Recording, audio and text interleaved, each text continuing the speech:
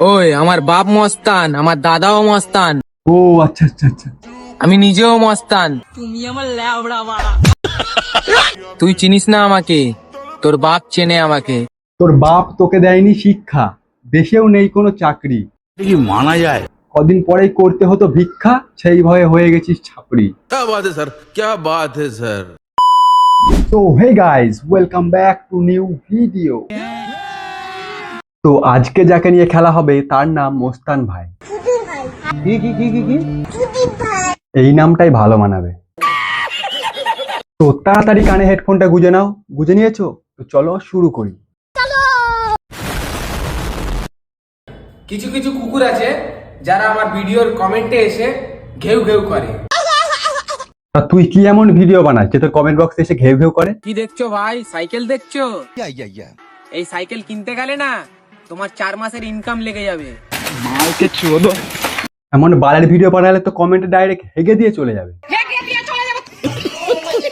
কিছু মানুষদেরকে দেখছি মস্তানকে কপি করছে।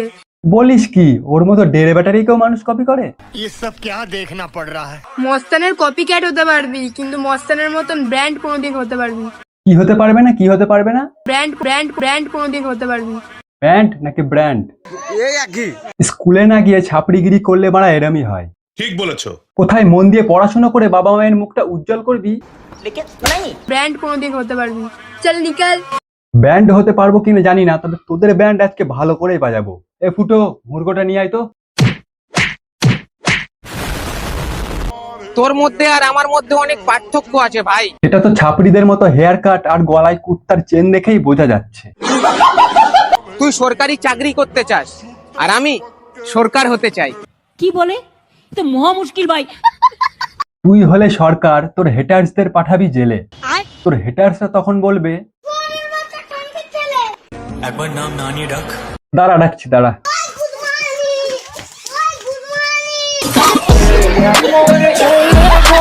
তুই কি ভাবছিস তুই আমাকে নিচে নামাবি, আমি নিচে নেমে যাব?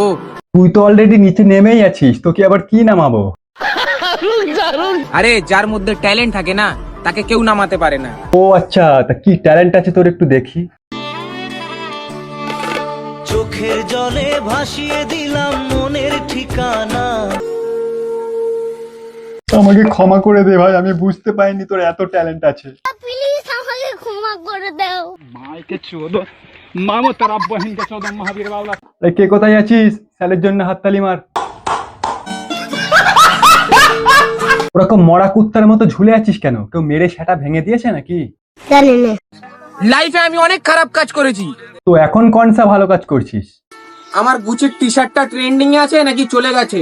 এ বাড়া আচ্ছা মুশকিল তো, আমরা কি করে জানবো?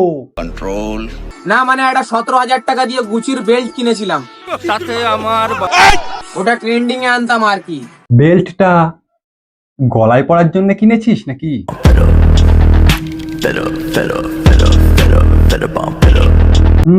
বেশ ভালো মানিয়েছে। আমি গ্র্যান্ড হোটেলের ভিতরে ঢুকতে যাচ্ছিলাম, ওখানকার গার্ডরা আমাকে এন্ট্রি দেয়নি। কাকা তুমি একদম ঠিক কাজ করেছো, এইসব ছাপড়ি ফাপড়িদের মানে একদম ঢুকতে দেবে না। ঠিক বলেছো।